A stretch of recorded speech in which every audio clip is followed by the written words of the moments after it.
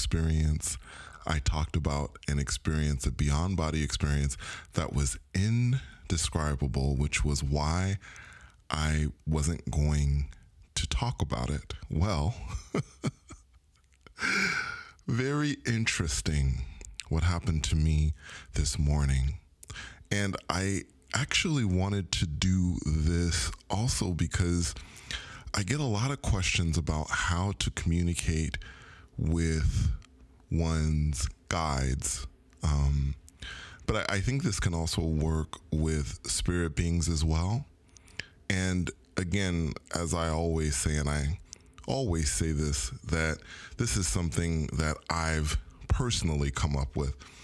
This isn't some established thing that's on the internet that I've read or from some book. This is something that just kind of came to me this morning. And as I always say, if this is helpful to you, then wonderful. But, I can't guarantee that it's going to help you to establish or to connect with your spirit guide or with other spirit beings.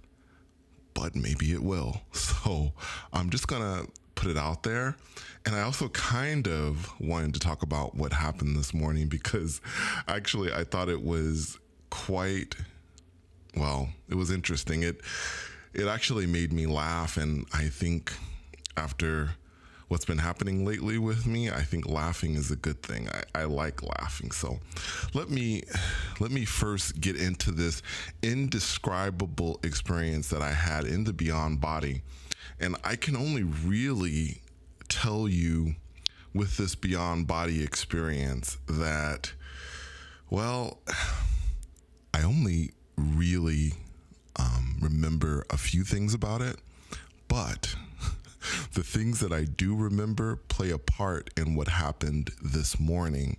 And I believe that there is a connection with that indescribable experience and what happened this morning. So in the indescribable experience, I was having a kind of a classic beyond body experience. I'd gone from some sort of a strange dream to feeling myself going off of the left side of my bed, which is a movement that usually corresponds with the beyond body. So I felt myself come off my bed, and then I came down and I was floating, right?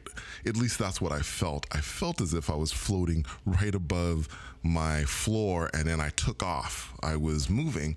Now, in this experience, most times when I describe to you the beyond body experience and what it's like, it's usually in darkness when I'm in motion. But this time I was able to see just for a moment, and I believe I was traveling down some sort of hall, and I saw a woman, and this woman was sort of near me, sort of behind me, and sort of moving with me. And I didn't recognize her. I will tell you that she had, if any of you are familiar with burlesque dancers, not strippers, burlesque, that was a very popular thing, I think back in the 30s, 40s. Sometimes in these shows, they would use like these feathery things to cover themselves. And that's what they would use in their dance routines. And this woman was holding that as she was in motion. Very strange, I know. But that's what I saw. And at one point, I remember her saying something along the lines of, well, I'm going to stay on my side. And then she disappeared. So after that, I don't remember much. Experience, I think, basically came to an end fairly quickly. And that was that. Now, cut to this morning. And I have talked to you guys before about being able to connect with spirit beings when you get to that vibrational stage. It's one of the things that I'm not going to say frustration has come with me, because I don't think people, I honestly don't feel that people are too concerned with it. They're more concerned about leaving their bodies, which leaving your body is amazing, and having these experiences and traveling is amazing. But raising your vibrational frequency has a lot more possibilities. This is a platform where I believe that almost anything is possible. And this morning, as I laid down, it was about 7:30 in the morning. I had been doing some things in the middle of the night, the usual stuff, Spanish, that kind of thing. And I was listening to storm sounds, and I was just relaxing. I was resting my eyes.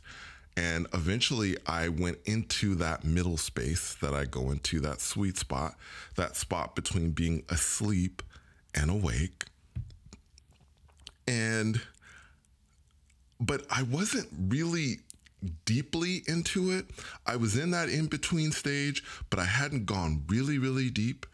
And I could hear someone talking, speaking. Now, I know, of course, I live alone. There was no one, so I wasn't in bed with anyone. So this voice was disembodied. And I know that there are people that get a little freaked out about this. I used to get freaked out. I don't really get too freaked out anymore about it. It's kind of normal now to hear that. So when I heard the voice, it sounded garbled and I couldn't make it out. It was distant. And my curiosity, being that I'm a very curious person, I'm like, who is that? I could hear them, but I couldn't quite hear them. It was very kind of, it's strange. It's difficult to explain to you, this kind of garbled thing that I was hearing, but I could tell that it was a voice, but it was like, who is that? Someone's trying to talk to me, but I can't quite hear their words. That's really the way that I can really say this. So I was trying to focus, and I'm like, I can't understand what they're saying. And then suddenly, and I think this is so interesting. By the way, guys, the human mind is a very amazing thing, because I've talked about this before. It does what it has to do to adapt and to make things easier for you to be able to accomplish things, right? So as I'm sitting here struggling, suddenly in my in-between state, what appears in my mind's eye, and I can actually see this, is an actual old school stereo, like a radio. You know, I mean, people don't really have these things anymore because they listen to stuff on their computer and they have speakers. But back when I was young, of course, they had these radios, and you could tune in. You would have to tune into a radio station, and sometimes there would be static as you were going between one station to the next. And so you would have to kind of mess with the tuner to get it clear. Well, my mind, being what it is, and my imagination being what it is, decided to make this radio, virtual radio, appear. And I'm sitting there and I am tuning in, trying to be able to hear this voice that is garbled, that is distant, but I am tuning in and trying to make it clear. Now, eventually, I was able to kind of zero in, and I could hear the voice, and it was the voice of a young lady. And when I first heard the young lady's voice, or where I could hear it, I thought to myself, well, this might be or must be one of my guides.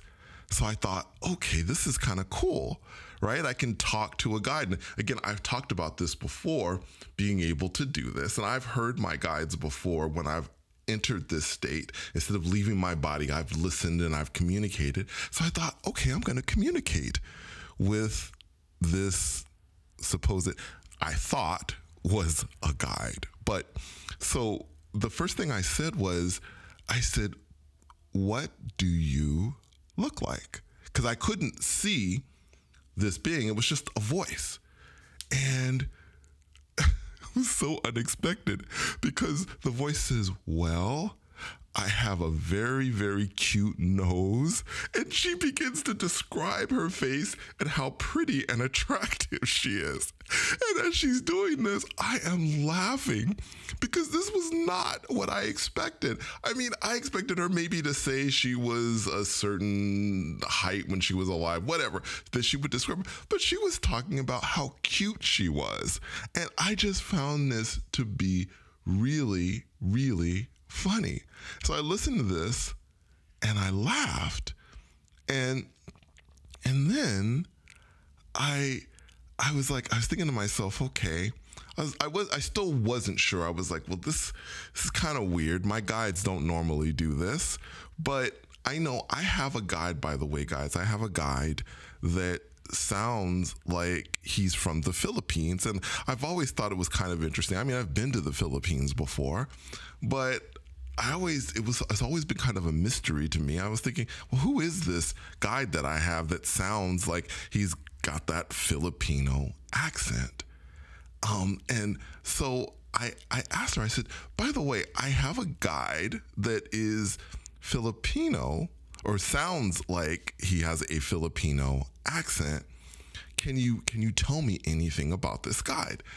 And she says, well, I don't really know much about that, but we can block him if you want. And I was like, block him? Oh my God. So this was obviously, and I figured it out pretty instantly, this was not a spirit guide that one of my spirit guides, at least I don't believe it was. I think this was a spirit being that I happened to tune into that was on their way someplace. And I got a kind of a laugh from this when she said it, because I thought to myself, wow, okay, this is not a spirit guide. By the way, guys, this ended pretty quickly after that. But I think what I realized after it had ended was that the indescribable experience I had seeing that young lady with the feathery thing that said she would stay on her side, and this communication with this young lady, I believe maybe this was the same person, and that, again, this being may have passed on some years ago. Time doesn't exist in the same way that there as it does here. So if this being did pass on in the 30s or 40s, being that we're at 2021, that might have been just a flash to that being. Perhaps that being has been around and it was nice to speak to someone that was in a body. Anyway, you might want to try to imagine speaking or trying to tune in to one of your guides with a radio or some sort of other device that you feel comfortable with, iPad, a computer, that sort of thing. If you can imagine that, perhaps that would be helpful in that connection. But it is also important that if you do hear someone and for some reason it doesn't feel right, maybe your instincts are telling you that there's something strange about this, you have the power to just cut the conversation off right there and then. Always remember that you are in control. Anyway, thank you so much for coming on another journey with me. And until next time, take care.